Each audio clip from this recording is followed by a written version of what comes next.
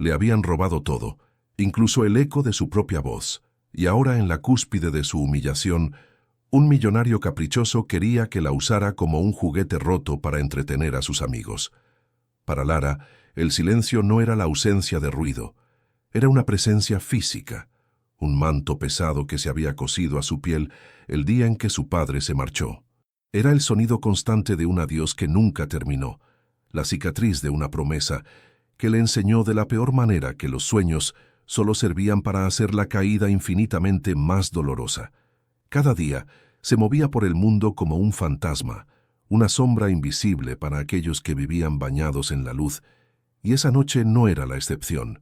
El mármol italiano, frío y pulcro bajo sus rodillas, se sentía como una lápida, un contraste brutal con el calor, el champán y el bullicio que emanaban del gran salón, donde el dueño de casa, Heitor, celebraba otro de sus innumerables éxitos con gente que reía demasiado fuerte y sonreía sin sentirlo. Era un universo al que ella no pertenecía, solo tenía permiso para limpiarlo. Lara no les prestaba atención. Su mundo se había reducido al trapo húmedo en su mano, al olor químico del limpiador y al ritmo monótono y agotador de sus movimientos, una coreografía de la resignación aprendida a la fuerza. Era un autómata programado para borrar las huellas ajenas mientras las suyas propias se desvanecían en la intrascendencia. Pero en medio de ese vacío autoimpuesto, de esa disciplina de no sentir para no sufrir, algo se escapaba sin que ella pudiera controlarlo. Un murmullo, una melodía casi inaudible que vibraba en lo más profundo de su garganta. Era una canción de cuna triste, melancólica, la última que su padre, Daniel, le había cantado antes de desaparecer de su vida. Él, un músico de alma bohemia y bolsillos vacíos, se había llevado consigo la música, el poco dinero que tenían y toda la esperanza que una niña de 8 años podía albergar. Desde ese día funesto, la voz de Lara, esa que su padre juraba que era un regalo de los ángeles, se convirtió en su jaula de oro, su tabú más sagrado. Cantar era recordar, y recordar era volver a abrir una herida que se negaba a cicatrizar. El abandono tenía banda sonora, y era esa. El murmullo era tan bajo, tan íntimo, que debería haberse perdido entre las risas chillonas, el tintineo de las copas y la música de jazz que flotaba en el ambiente. Pero Heitor, un hombre acostumbrado a poseer todo lo que deseaba y a detectar la más mínima imperfección en su perfecto entorno, lo captó. Tenía un oído afinado para la debilidad, para cualquier cosa fuera de lugar que pudiera usar a su favor, para su entretenimiento. Se giró con su copa de champán carísimo en la mano y una sonrisa de depredador, formándose lentamente en sus labios bien definidos. Sus ojos fríos y calculadores escanearon la opulenta habitación hasta encontrarla, la chica de la limpieza, arrodillada en un rincón oscuro insignificante, casi fundida con las sombras, y entonces, en un destello de crueldad casual, vio la oportunidad perfecta para el tipo de espectáculo humillante que tanto le divertía. «¡Silencio todos!», gritó con una voz cargada de una autoridad que cortó el aire de inmediato. La música se detuvo bruscamente. Las conversaciones se apagaron a medio terminar. 100 pares de ojos, antes dispersos, se concentraron en él como si fuera un dios. Lara se congeló, sintiendo el cambio repentino en la atmósfera como un animal que presiente el avance inexorable del cazador. Levantó la vista lentamente, con el corazón encogido, y su alma se desplomó al ver que Heitor la señalaba directamente a ella con su copa. «Parece que tenemos un talento oculto entre nosotros esta noche, damas y caballeros», anunció con un tono de burla que no pasó desapercibido. Sus amigos, una colección de rostros adinerados y aburridos, soltaron risitas cómplices, listos para el espectáculo. «Oye, tú, la que limpia». La palabra tú sonó como un latigazo, despojándola de cualquier identidad. Lara sintió que se encogía sobre sí misma, deseando con todas sus fuerzas que el suelo de mármol se abriera y se la tragara para siempre. Cada fibra de su ser le gritaba que corriera, que se escondiera, pero estaba paralizada, clavada al suelo, atrapada en el centro de un escenario infernal que no había elegido. «He oído que tienes voz», continuó Heitor, caminando lentamente hacia ella, saboreando cada segundo del poder absoluto que ejercía sobre cada persona en esa sala, especialmente sobre ella.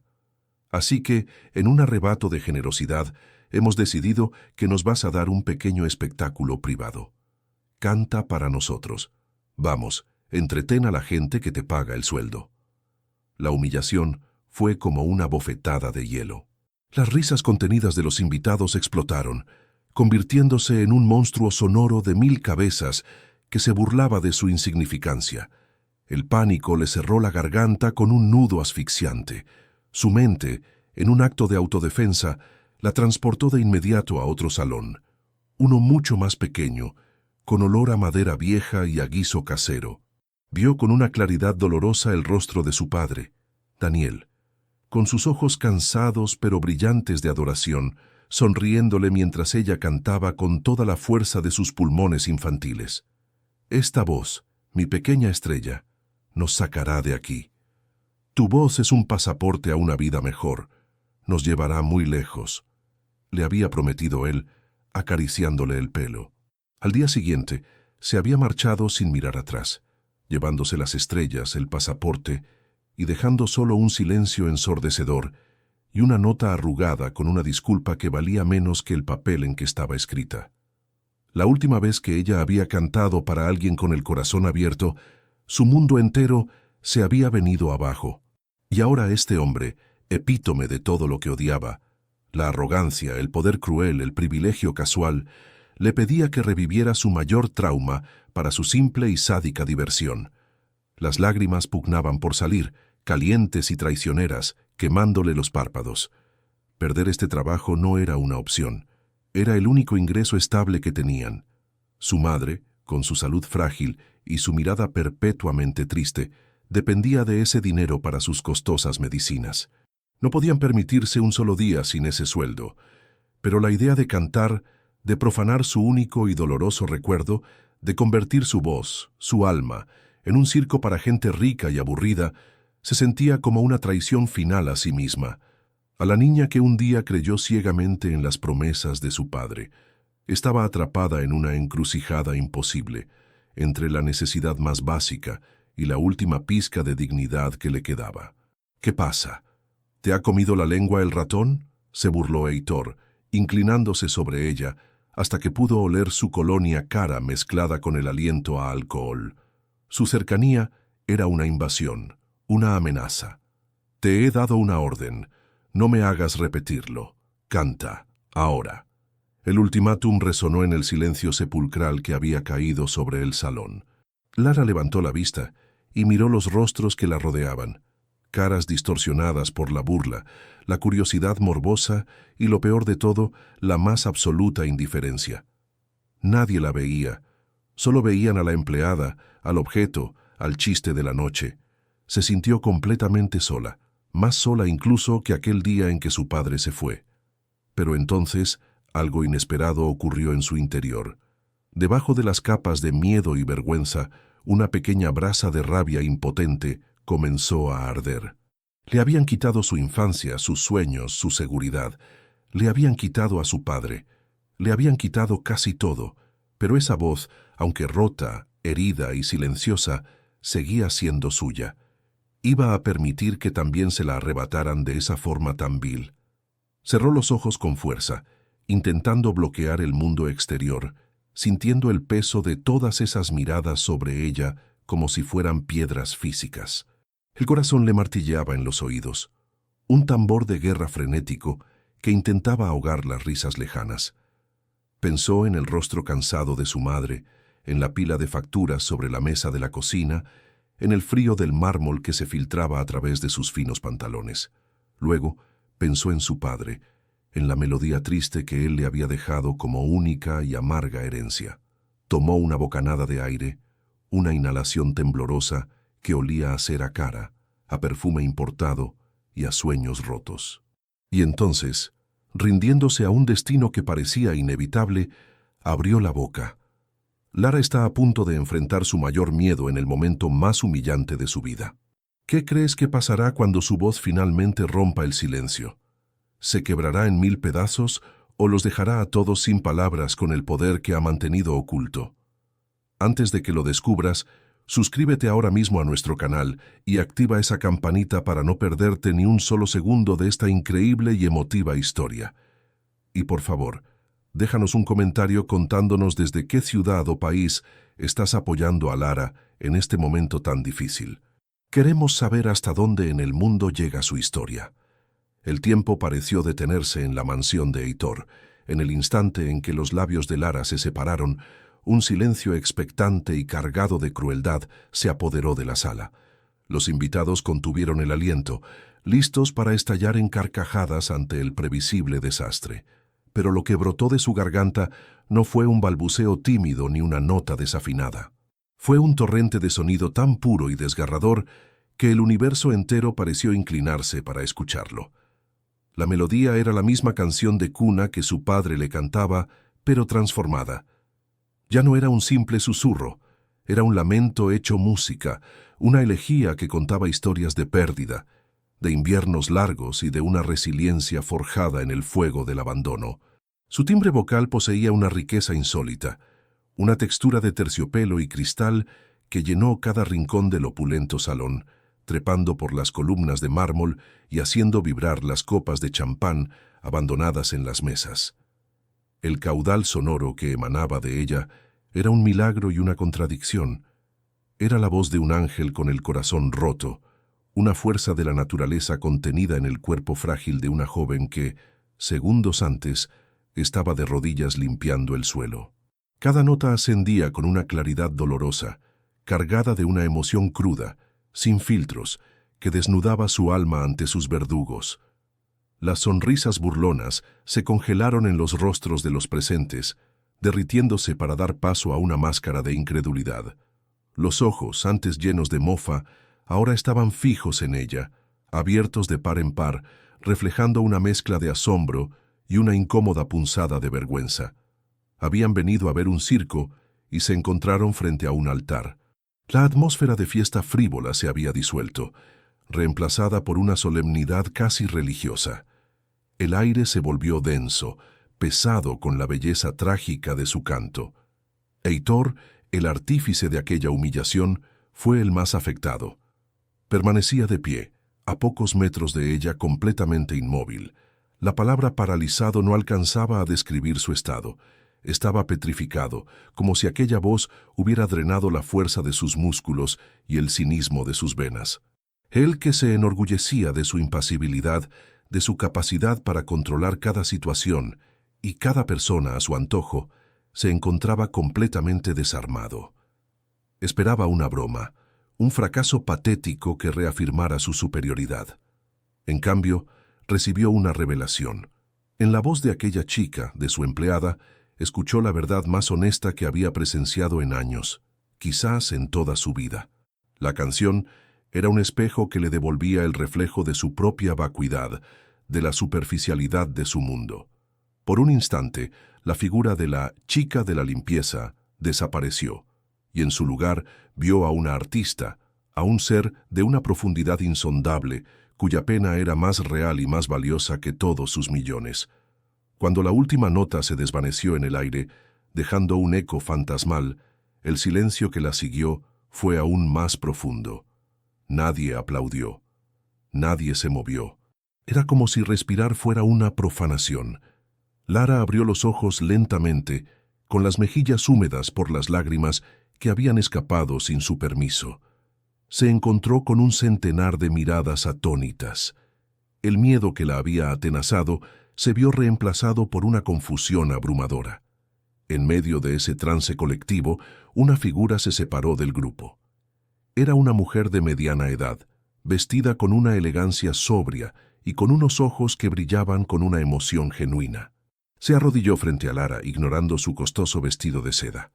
«Tu voz», susurró la mujer, y su propia voz estaba quebrada. «Es un don. Es más que un don. Es un milagro». Con manos cuidadosas, sacó de su bolso una tarjeta de presentación y la puso en la mano temblorosa de Lara. «Mi nombre es Vanessa. Trabajo en la industria musical.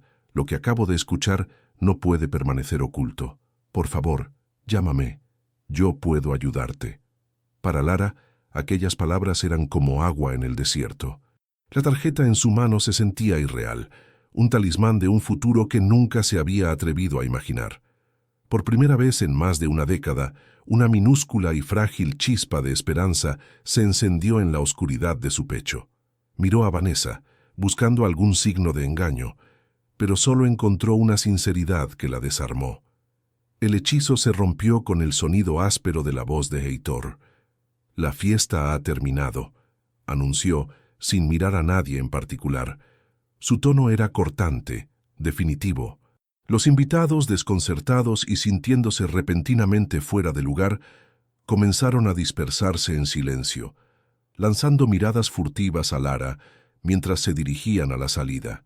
En cuestión de minutos, el enorme salón quedó vacío, poblado únicamente por ellos tres y el eco de lo que había sucedido. Heitor no conseguía apartar la vista de Lara. La arrogancia había desaparecido de su semblante, sustituida por una intensidad extraña, una mezcla de confusión y una curiosidad que rayaba en la obsesión. Una vez que Vanessa también se despidió con una última sonrisa de aliento, Heitor se acercó a Lara. El poder entre ellos había cambiado de forma sutil, pero fundamental. Ya no era simplemente el millonario y su empleada. «¿De dónde salió esa canción?», preguntó. Su voz era grave, casi un murmullo, despojada de su habitual prepotencia. No era una orden, sino una pregunta genuina, casi una súplica. Lara tragó saliva, todavía temblando por la descarga de adrenalina. Era de mi padre», respondió con un hilo de voz. Heitor asintió lentamente, procesando la información. No dijo nada más. Se limitó a mirarla durante un largo rato, como si estuviera intentando resolver un enigma indescifrable. Finalmente, con un gesto brusco, le dijo que podía retirarse.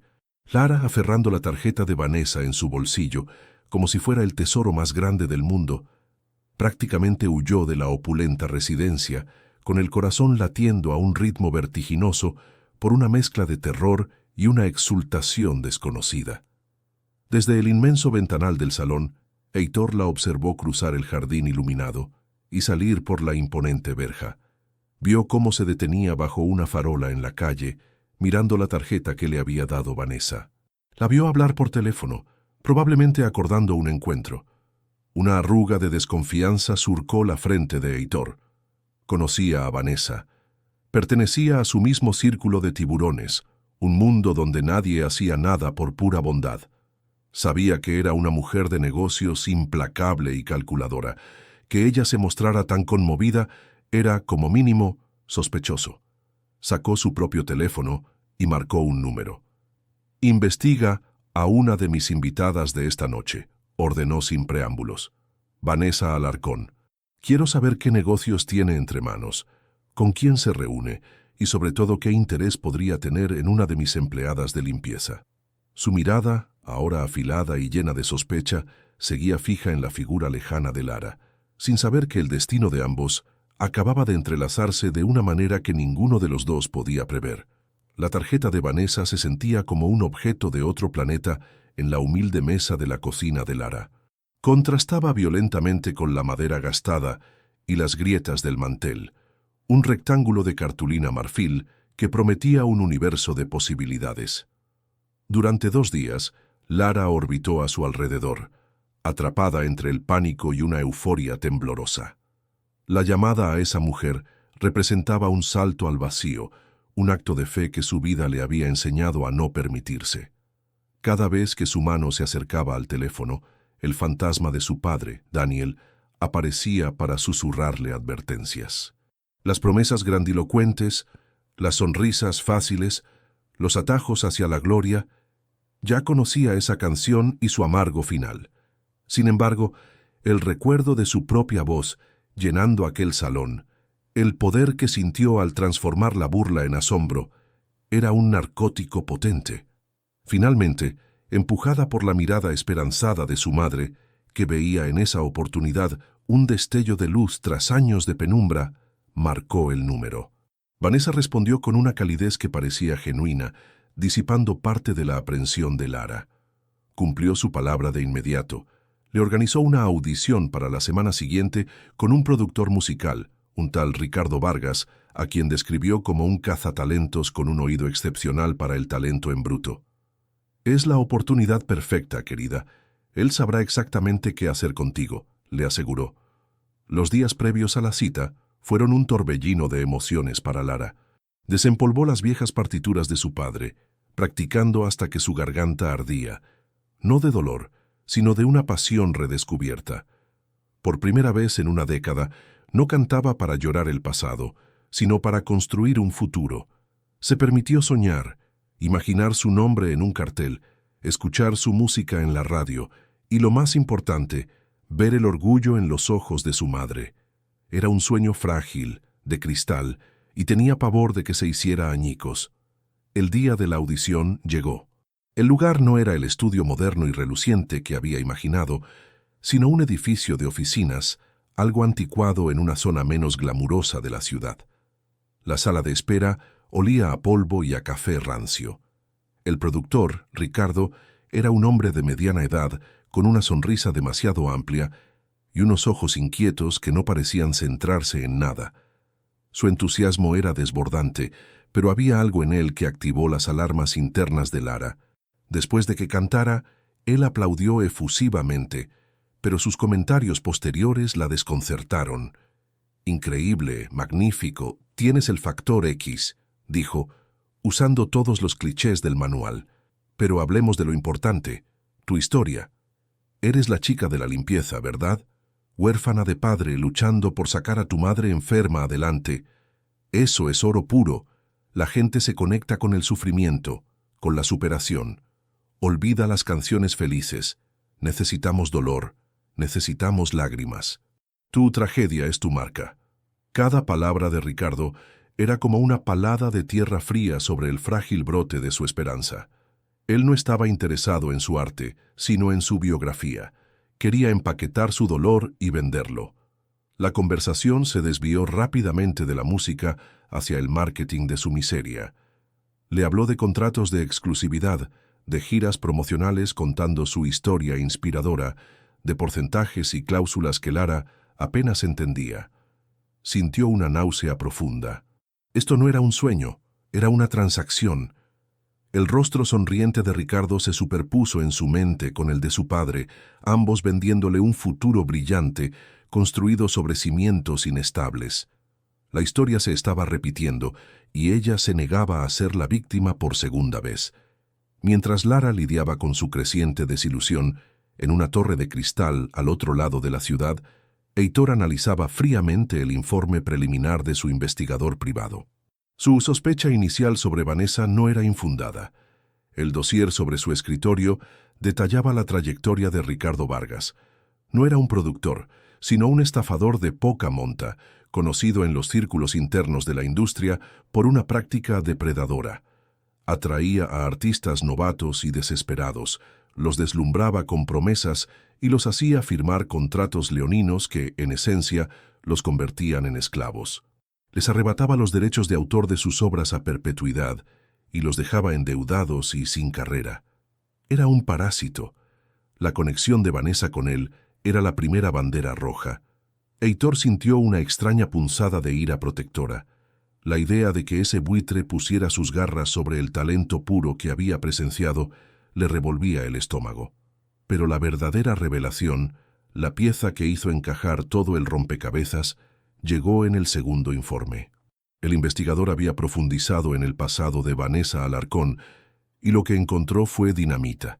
Hacía una década, Heitor, en una de sus jugadas empresariales más agresivas y célebres, había liderado una adquisición hostil que llevó a la quiebra a una empresa textil familiar. Esa empresa era Textiles Alarcón, propiedad del padre de Vanessa. La maniobra fue legal, pero brutal, y destruyó el patrimonio y el orgullo de su familia. Heitor apenas lo recordaba.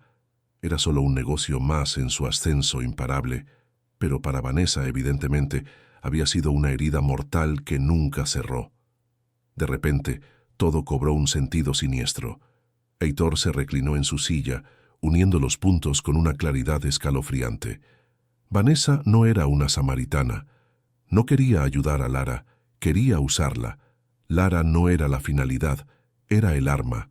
El plan era diabólico en su simplicidad: lanzar a Lara a la fama de la manera más sensacionalista posible, explotando su historia de pobreza, para luego orquestar una caída pública y humillante a través del contrato fraudulento de Vargas.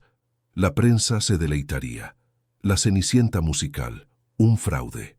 Y la humillación no solo destruiría a la chica, sino que salpicaría directamente a Heitor, el millonario que la había descubierto y humillado en su propia fiesta.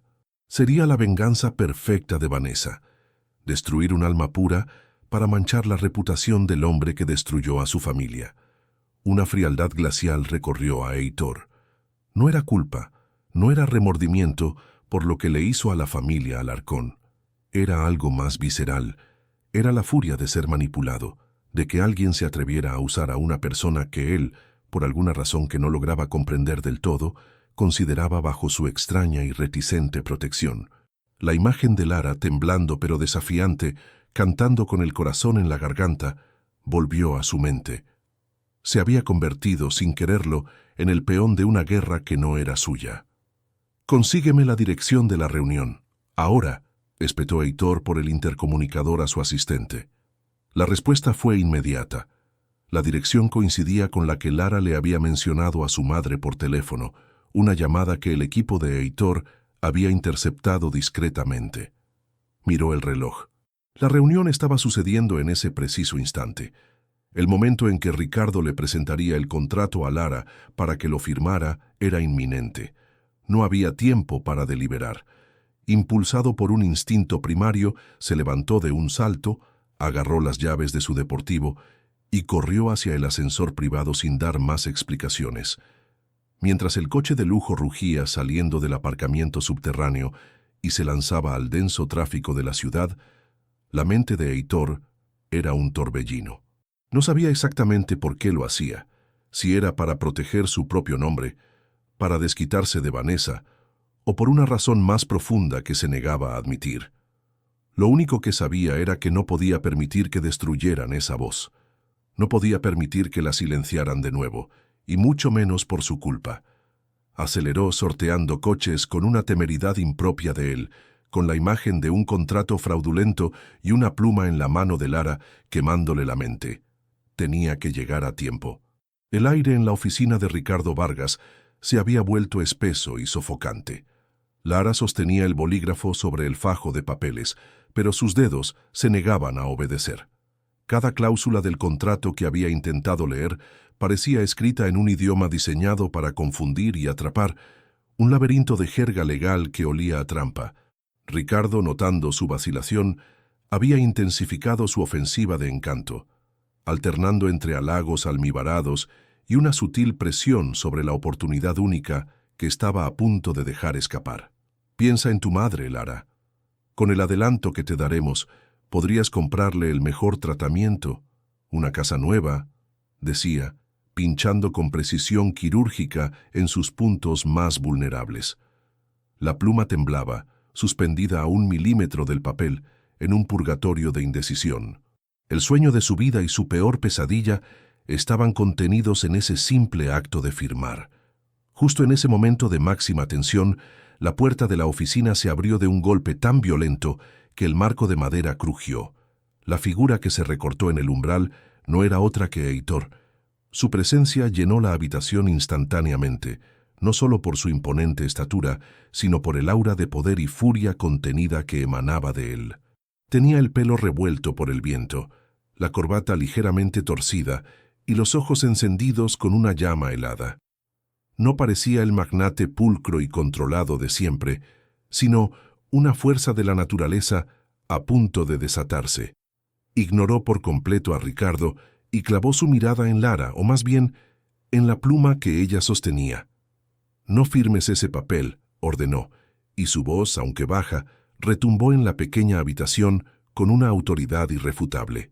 Lara se quedó petrificada, con el bolígrafo suspendido en el aire. La aparición de Heitor era tan surrealista que por un momento pensó que estaba alucinando. Ricardo Vargas, por su parte, palideció visiblemente al reconocer al intruso. Su sonrisa de vendedor se descompuso en una mueca de pánico. «Señor Heitor, ¿qué hace usted aquí?» «Esto es una reunión privada», balbuceó, poniéndose de pie torpemente.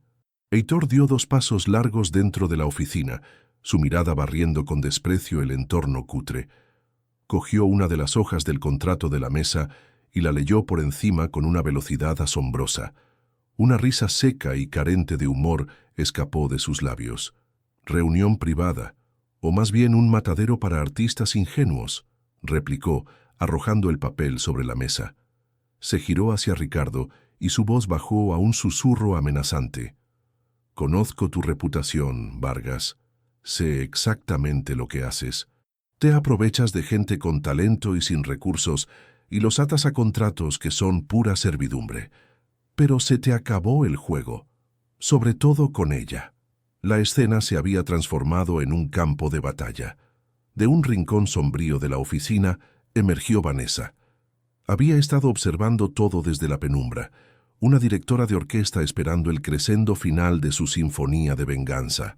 Su rostro, habitualmente sereno y compuesto, estaba contraído por la sorpresa y la furia al ver su plan desmoronarse. «Heitor, siempre tan dramático, ¿qué derecho tienes a irrumpir aquí y arruinar la oportunidad de esta chica?», espetó, intentando recuperar el control.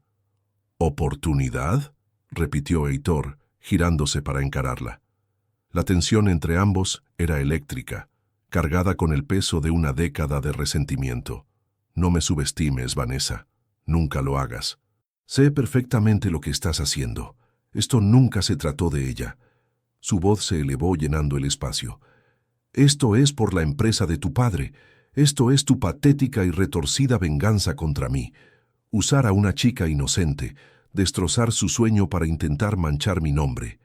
Es brillante, lo admito, pero también es despreciable». Lara escuchaba el intercambio, y las piezas del rompecabezas encajaban en su mente con una claridad devastadora. La amabilidad de Vanessa, la audición, el contrato, todo había sido una elaborada farsa. No era una protegida, era un daño colateral, un peón en un juego de ajedrez entre millonarios.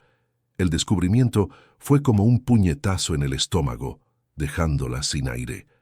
La traición de Vanessa la hirió profundamente, pero lo que la dejó sin palabras fue la inesperada defensa de Heitor. El hombre que la había humillado frente a todos, el arrogante millonario, ahora estaba allí, defendiéndola con una ferocidad que nunca habría creído posible. Por primera vez, alguien poderoso no la miraba con lástima ni con interés explotador. La estaba defendiendo, la estaba rescatando. Vanessa, expuesta y sin salida, dejó caer su máscara de sofisticación.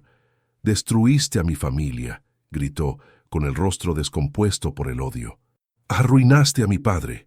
Quería que sintieras, aunque fuera una mínima parte, lo que es ver cómo le arrebatan el futuro a alguien. Y ella era el instrumento perfecto». Heitor ni siquiera se inmutó ante su confesión. Se acercó a la mesa, recogió todas las copias del contrato, las rompió por la mitad con un gesto lento y deliberado, y las dejó caer sobre la alfombra raída como si fueran confeti. Luego se volvió hacia Lara, y su expresión se suavizó. La intensidad de su mirada ya no era amenazante, sino protectora.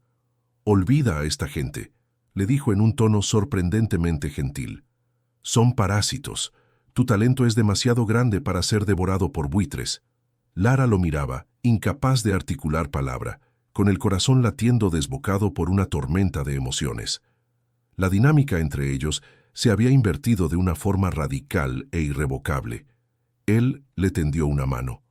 «Vamos, salgamos de este basurero». Sin dudarlo, Lara aceptó su mano. El contacto de su piel fue cálido y firme, un ancla en medio del caos. Mientras Heitor la guiaba fuera de la oficina, dejando atrás a una Vanessa lívida de rabia y a un Ricardo aterrorizado, Lara sintió que cruzaba un umbral hacia una nueva fase de su vida. Ya en el lujoso coche de Heitor, el silencio era denso. Lara miraba por la ventanilla el paisaje urbano pasar a toda velocidad, intentando procesar la avalancha de acontecimientos. Finalmente, se giró hacia él. «No entiendo. ¿Por qué?», preguntó en un susurro. ¿Por qué me ha ayudado? Heitor mantuvo la vista fija en la carretera durante un largo momento antes de responder. Porque detesto que me manipulen, dijo primero, como si necesitara una razón lógica y egoísta. Pero luego, tras una pausa, añadió algo que parecía mucho más honesto. Y porque cuando cantaste en mi casa, hiciste algo más que entretener a mis estúpidos invitados. Me obligaste a sentir algo real en un mundo donde casi todo es falso. Vi algo extraordinario mientras hacías una tarea ordinaria. Un talento así no merece ser destruido, merece ser cultivado. Hizo una pausa y luego la miró directamente.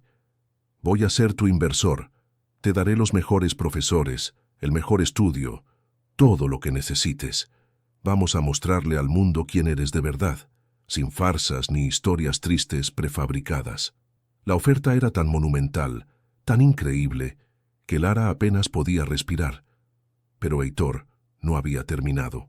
Para demostrarle que su compromiso era total y que su investigación había sido profunda, sacó un sobre de la guantera y se lo entregó. Hay algo más que descubrí, algo que creo que tienes derecho a saber. Lara abrió el sobre con manos temblorosas. Dentro había una copia de una vieja partitura manuscrita. La reconoció al instante. Era la melodía de su padre, la canción que lo había cambiado todo. Pero junto a ella había otro documento, un registro de derechos de autor. Y el autor registrado no era su padre, Daniel. Era un nombre que no conocía. La música que cantaste, la que me paralizó, explicó Heitor con voz grave. Tu padre la escribió, pero alguien se la robó. Y por lo que mis investigadores han podido averiguar, esa es la verdadera razón por la que desapareció. No te abandonó por elección. Parece que lo obligaron a hacerlo.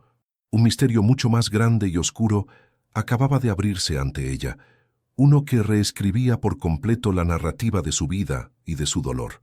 La revelación de Heitor cayó sobre Lara con el peso de una losa de granito, fracturando los cimientos mismos de su identidad. Durante años, había construido su vida sobre la dolorosa certeza del abandono de su padre. Esa herida, aunque atroz, era familiar. Se había convertido en una parte intrínseca de quien era. Ahora, esa certeza se disolvía en un mar de preguntas inquietantes. La idea de que Daniel no la había dejado por voluntad propia, sino que había sido forzado a desaparecer, era un concepto tan revolucionario que su mente luchaba por asimilarlo. El dolor del rechazo, que había sido su compañero constante, comenzó a transformarse en una nueva y ardiente emoción, la indignación.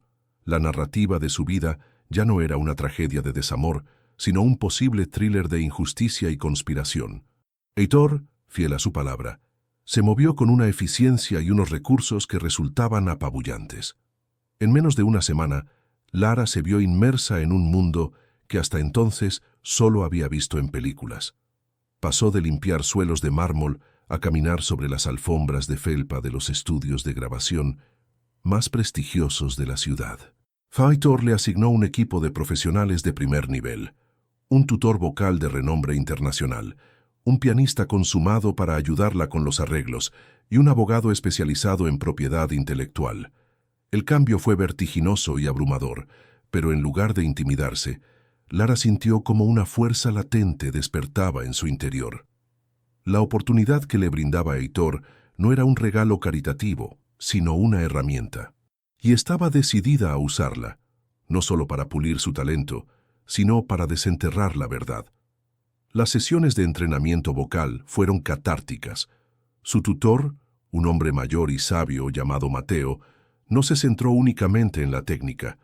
La ayudó a comprender que su voz no era solo un instrumento, sino el conducto de su historia. La animó a canalizar la confusión, la rabia y la nueva esperanza en cada nota. Lara comenzó a experimentar, a modular su poder, descubriendo matices en su propio timbre que desconocía. Más importante aún, empezó a componer. Las melodías surgían de ella con una fluidez inesperada, letras que hablaban de sombras y de luces, de silencios forzados y de gritos liberados. Su dolor, antes una carga que la anclaba al pasado, se estaba convirtiendo en la materia prima de su arte.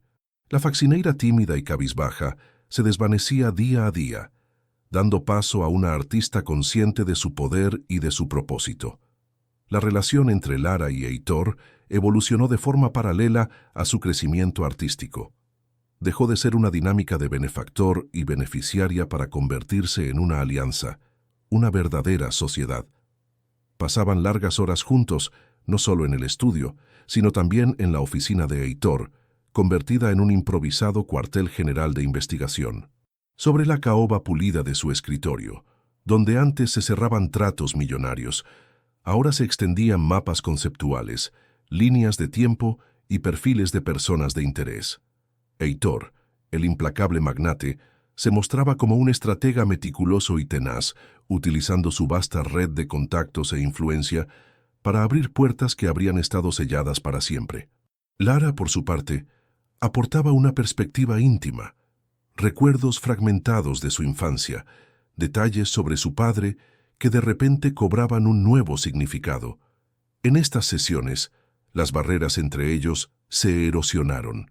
Lara descubrió a un hombre diferente al déspota que la había humillado. Vio destellos de una mente brillante, de una lealtad feroz hacia aquellos a quienes decidía proteger, e incluso de una vulnerabilidad oculta bajo capas de cinismo. Heitor, a su vez, se encontraba cada vez más cautivado por la resiliencia y la integridad de Lara.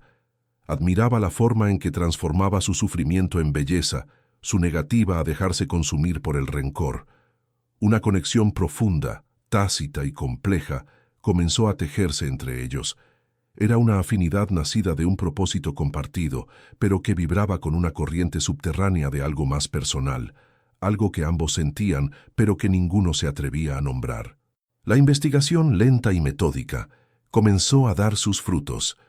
El nombre en el registro de derechos de autor robado, Marcos Vega, resultó ser el de un poderoso y temido ejecutivo de la discográfica Imperio Musical, un hombre conocido en la industria por su habilidad para construir carreras meteóricas y, en la misma medida, por los rumores oscuros que lo rodeaban. El modus operandi de Vega, según los informantes de Heitor, consistía en identificar a músicos talentosos pero vulnerables, apropiarse de su trabajo mediante contratos abusivos o la intimidación directa, y luego construir el éxito de artistas más comerciales sobre los cimientos de ese material robado. Era un depredador, un arquitecto de la fama que dejaba un rastro de víctimas silenciosas a su paso.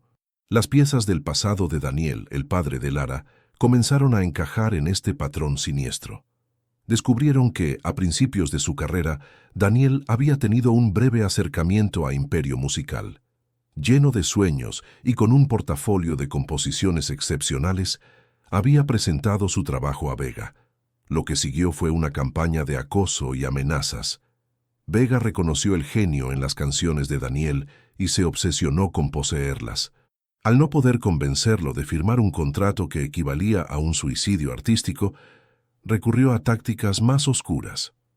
Los testimonios de antiguos empleados de la discográfica, obtenidos a través de la persistencia y los incentivos económicos de Heitor, pintaban un cuadro aterrador de extorsión. Vega había amenazado no solo la carrera de Daniel, sino su seguridad y, lo que era más importante para él, la seguridad de su familia, su esposa y su pequeña hija, Lara. El clímax de la investigación llegó de la forma más inesperada. Rastreando antiguas transacciones financieras de Daniel, el equipo de Heitor localizó el pago de un pequeño y discreto guardamuebles, abandonado hacía casi una década. Tras sortear una serie de obstáculos burocráticos, consiguieron una orden para abrirlo. Dentro, cubierto de polvo y telarañas, encontraron un viejo estuche de guitarra. Lara sintió un nudo en la garganta al reconocerlo. Dentro no había ningún instrumento. En su lugar encontraron un doble fondo, y en ese compartimento secreto, una caja de metal oxidada. Con manos temblorosas, Lara la abrió. La caja contenía un tesoro de recuerdos dolorosos, fotografías, algunas partituras originales y un fajo de cartas atadas con un cordel. Eran cartas que Daniel le había escrito a ella, a Lara, pero que nunca había enviado. La caligrafía era un testimonio de su angustia. En ellas le explicaba todo: la conspiración de Vega, el robo de su música, las amenazas contra su vida y la de su familia. Le contaba la decisión más difícil de su vida: desaparecer para protegerlas. Fingir su abandono fue el único modo que encontró para asegurarse de que Vega las dejara en paz. La lectura de aquellas cartas fue una experiencia visceral para Lara, una mezcla de absolución, dolor y una rabia purificadora.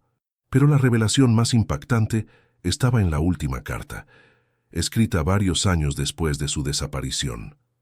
En ella, Daniel revelaba dónde había estado escondido todo ese tiempo, viviendo bajo una identidad falsa, enfermo y sin un céntimo, en un pueblo costero remoto y olvidado, esperando un día poder volver.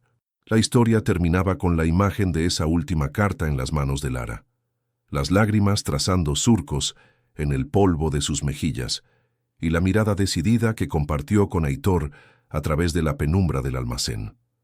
No había nada más que hablar. Irían a buscarlo. El viaje hacia el pueblo costero fue un peregrinaje a través de un paisaje que parecía reflejar el estado del alma de Lara, desolado, bello en su aspereza y preñado de una melancolía persistente. Heitor conducía en un silencio respetuoso, permitiéndole a ella el espacio para procesar la inminente colisión con un pasado que creía muerto y enterrado. La localidad era un puñado de casas descoloridas por el salitre, aferradas a un acantilado que el océano Atlántico castigaba sin piedad. El aire olía a sal, a pescado y a olvido. Encontrar a Daniel no fue difícil. Vivía bajo otro nombre en una pequeña cabaña al final de un camino de tierra, una existencia tan anónima y borrada como la que había intentado forjarse. El reencuentro no fue una explosión cinematográfica, sino un colapso silencioso y sobrecogedor. Lara encontró a un hombre que era un eco de su padre.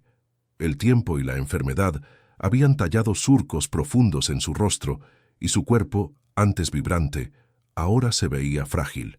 Cuando los ojos de Daniel se posaron en Lara, una vida entera de arrepentimiento, amor y dolor indecible, se vertió en una sola mirada. No hubo necesidad de grandes discursos. Se abrazaron en el umbral de la cabaña decrépita, y en ese abrazo se derritieron 17 años de silencio, de culpas mal atribuidas, y de un anhelo mutuo que había sobrevivido a todo. Fueron lágrimas de tristeza por el tiempo perdido, pero también de una gratitud abrumadora por la segunda oportunidad. Heitor observó la escena desde una distancia prudente, un guardián silencioso, sintiendo el peso de aquella reunión que él mismo había puesto en movimiento. Trasladaron a Daniel de vuelta a la ciudad, instalándolo en un apartamento confortable y asegurándose de que recibiera la atención médica que necesitaba urgentemente. Con su padre a salvo y recuperándose lentamente, la siguiente fase del plan comenzó a tomar forma. El equipo legal de Heitor había reunido un caso hermético contra Marcos Vega, un expediente lleno de pruebas y testimonios que garantizarían una victoria en los tribunales. Pero para Lara, esa vía no era suficiente. Una sentencia judicial sería una nota a pie de página en los periódicos. La injusticia había sido personal y artística. La retribución, sentía ella, debía serlo también. Quería que la verdad resonara en el mismo espacio donde Vega celebraba sus triunfos construidos sobre las ruinas de otros, la industria musical. Fue Lara quien concibió la idea, una propuesta tan audaz que dejó a Heitor momentáneamente sin palabras. No quería un juicio en un tribunal, quería un juicio en el escenario. Quería que su voz fuera el martillo de la justicia. Su plan era presentarse en el evento más importante del año, la Gala Anual de la Música, un espectáculo donde, irónicamente, se anunciaba que Marcos Vega recibiría un premio a la trayectoria por su incalculable contribución al arte.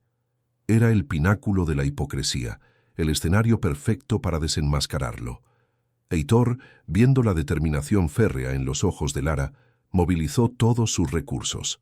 Conseguir un espacio para una artista emergente en esa gala era casi imposible, pero para él, la palabra imposible era simplemente un desafío logístico. Mediante una combinación de presión financiera, favores adeudados y una estrategia impecable, lo logró. Lara cantaría. La noche de la gala, la atmósfera tras bambalinas, era un hervidero de nervios y glamour. Lara, vestida con una sencillez elegante que contrastaba con los excesos que la rodeaban, se sentía como una isla de calma en un océano de caos. El miedo era una corriente subterránea, pero estaba anclada por una resolución que nunca antes había sentido. Su padre, visiblemente más fuerte, estaba con ella sosteniendo su mano. «Canta por los dos, mi estrella», le susurró, y en sus ojos ya no había sombra de derrota, sino solo un orgullo infinito. Heitor se acercó, ajustándole delicadamente un micrófono casi invisible. «El equipo técnico está listo. Cuando sea el momento, todo estará sincronizado. Solo tienes que hacer lo que naciste para hacer», le dijo, y en su mirada había una confianza tan absoluta que actuó como un bálsamo para los últimos vestigios de duda de Lara. Cuando la llamaron al escenario, el corazón le dio un vuelco. Caminó hacia el centro, bañada por la luz de 1000 focos. El público era un mar de rostros famosos, ejecutivos y críticos, y allí, en la primera fila, en el asiento de honor, estaba Marcos Vega, sonriendo con la autocomplacencia de un rey en su corte. Sus miradas se cruzaron por un instante. Lara no vio a un monstruo, sino a un hombre hueco, inflado por el talento ajeno. La música comenzó, pero no era una de sus nuevas y aclamadas composiciones. Era una melodía simple, interpretada solo por un piano. Era la canción de cuna, la canción de su padre. La misma que había cantado, arrodillada y humillada en la mansión de Heitor. Su voz se elevó llenando el auditorio hasta el último rincón. Era más fuerte ahora, más rica, pulida por la técnica, pero seguía conservando esa cualidad cruda y desgarradora que la hacía única. Cantó la canción como una oración, como una memoria, como un arma. El silencio en el auditorio fue total, absoluto. Vega al principio pareció desconcertado. Luego una sombra de inquietud cruzó su rostro al reconocer la melodía olvidada. Cuando la última nota quedó suspendida en el aire, vibrando con una emoción palpable, Lara no esperó los aplausos. «Buenas noches», dijo, y su voz ahora hablada era firme y clara, resonando con una autoridad inquebrantable. Esta canción fue escrita hace casi 20 años por un genio llamado Daniel, mi padre. La cámara enfocó su rostro en las pantallas gigantes. Esta noche, un hombre en esta sala va a recibir un premio por su trayectoria. Pero la trayectoria de ese hombre, el señor Marcos Vega, está construida sobre mentiras, robos y vidas destrozadas, como la de mi padre. En ese preciso instante, las pantallas gigantes que flanqueaban el escenario cambiaron. La imagen sonriente de Vega fue reemplazada por una cascada de pruebas irrefutables. Aparecieron facsímiles de las cartas de Daniel, fragmentos de los testimonios jurados, comparaciones de las partituras originales con las canciones publicadas por la discográfica de Vega. Fue una emboscada mediática perfecta, una ejecución pública orquestada con la precisión de una operación militar. Un murmullo de shock recorrió el auditorio, convirtiéndose en un clamor de indignación. Las cámaras se giraron hacia Vega, cuyo rostro había pasado del bronceado artificial a un blanco ceniciento. El rey estaba desnudo, su imperio de mentiras desmoronándose en directo ante el mundo entero. La justicia no fue un veredicto leído en voz baja en una sala judicial. Fue un coro atronador, y la voz de Lara fue su primera nota. Meses después, el paisaje de la vida de Lara era irreconocible. Era una artista consolidada, no solo admirada por su talento excepcional, sino respetada por su valentía indomable.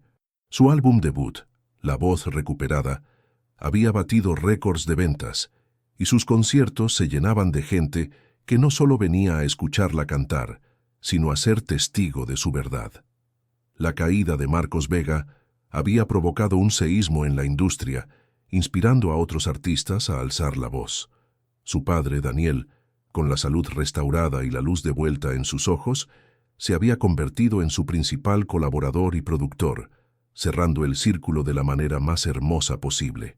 En la escena final, vemos a Lara bajando del escenario tras un concierto apoteósico. Entre la multitud de admiradores y personal, Heitor la espera. Ya no hay una dinámica de poder ni de gratitud. Cuando sus miradas se encuentran, hay un entendimiento profundo, una complicidad forjada en la adversidad y un amor que ya no necesita ser verbalizado para llenar todo el espacio entre ellos. Él le tiende la mano y ella la toma. Juntos, se alejan de los focos, caminando hacia un futuro que habían construido no sobre las ruinas del pasado, sino sobre la fuerza que encontraron al reconstruirlo. La chica que limpiaba suelos, silenciada por el abandono, había encontrado finalmente su voz, su justicia, su familia y su lugar en el mundo.